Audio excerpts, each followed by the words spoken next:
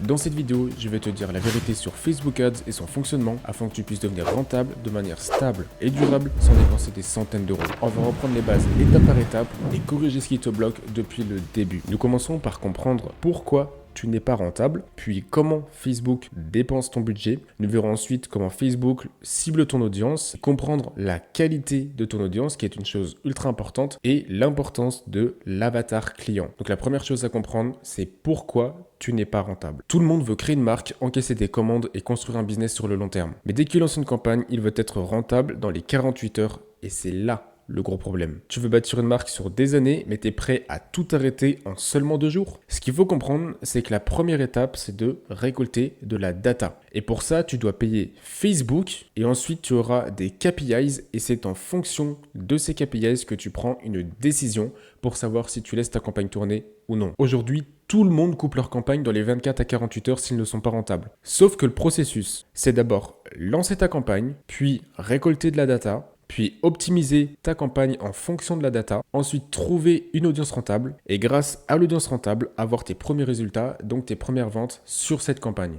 Et ce processus peut prendre 5 à 7 jours. Sauf que là, tu as une campagne stable et qui commence à être rentable. Ne cherche pas à réinventer la roue, ça ne marchera pas. Et tu en es toi-même la preuve, ça ne fonctionne pas. Donc retiens bien que d'abord, tu dois lancer ta campagne, puis récolter de la data, optimiser ta campagne en fonction de la data, trouver une audience rentable et à partir de ton audience rentable, avoir des résultats. Une fois que tu as trouvé ton audience rentable et que tu as tes premières ventes, il faut comprendre comment Facebook optimise ton budget. Et je pourrais te donner tous les conseils possibles et inimaginables, mais honnêtement, je viens de créer un fichier avec ma stratégie complète et c'est ce que mes élèves et moi utilisons pour chacune de nos campagnes depuis plusieurs mois sur tous les marchés. Voici donc le schéma, je vais tout expliquer avec le budget également. Tu peux le télécharger gratuitement en cliquant sur le premier lien dans la description. Personnellement, j'utilise une ABO pour tester, puis une CBO pour scaler et je fais entre 5 à 10 adsets à 10,50 € par jour. Alors pourquoi 10,50 € et pas 10 €? Eh bien parce que dans toutes les formations, ils te disent de mettre le budget le plus petit, sauf que sur Facebook, c'est une stratégie d'enchère. C'est-à-dire que celui qui dépense le plus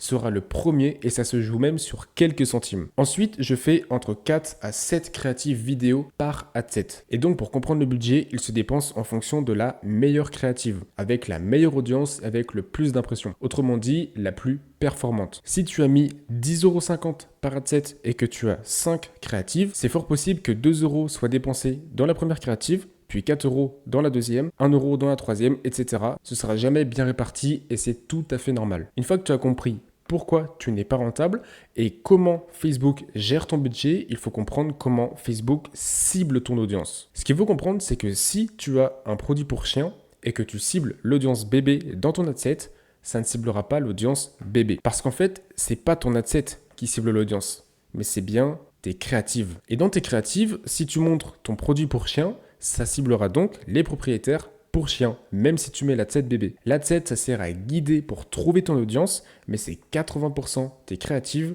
et 20% tes adsets. Et c'est ça le gros problème des gens aujourd'hui. Ils misent tout sur l'adset, alors qu'il faut tout miser sur les créatives. La quatrième étape, c'est de comprendre la qualité de ton audience. Et je vais te présenter ça en ultra simplifié. Donc voici le schéma d'un tunnel de vente classique. Ici, on va l'utiliser pour que tu comprennes la qualité de ton audience et comment ça fonctionne. Tu as ici l'audience froide, l'audience tiède et l'audience chaude. L'audience chaude, c'est les gens qui recherchent une solution exacte à leur problème. Et la solution, c'est toi. C'est ton offre, c'est ton produit. Nous devons répondre à un besoin, le besoin d'éliminer une douleur. Ensuite, on a l'audience tiède. Ça peut être une femme qui recherche un cadeau pour son homme, comme pour la Saint-Valentin par exemple. C'est-à-dire qu'elle recherche quelque chose, mais elle ne sait pas encore ce qu'elle veut lui offrir. Et ensuite, on a l'audience froide. Donc c'est quelqu'un qui s'en fiche complètement de ton produit et qui n'achètera jamais. Et nous, l'audience qu'il faut qu'on cible, et la plus intéressante, c'est l'audience chaude. Et sur Facebook, si tu cibles une audience froide, tu vas payer très très cher pour des gens qui en ont rien à foutre de ton produit. Si tu cibles une audience tiède, tu payeras très cher pour des gens qui sont simplement curieux et qui ne vont pas acheter ton produit. Et pour l'audience chaude, tu payeras beaucoup moins cher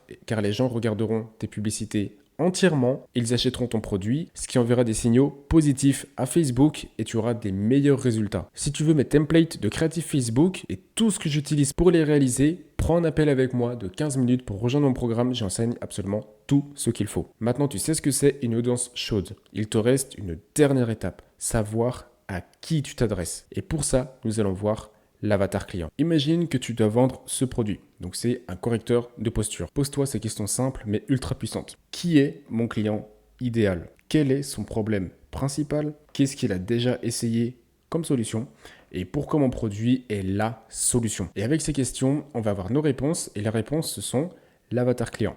Donc, qui est mon client idéal? C'est Michel, 64 ans, qui est à la retraite. Quel est son problème principal? Il a mal au dos et notamment au lombaire. Qu'est-ce qu'il a déjà essayé comme solution? Il a déjà pris des médicaments et des traitements, mais ça n'a pas fonctionné.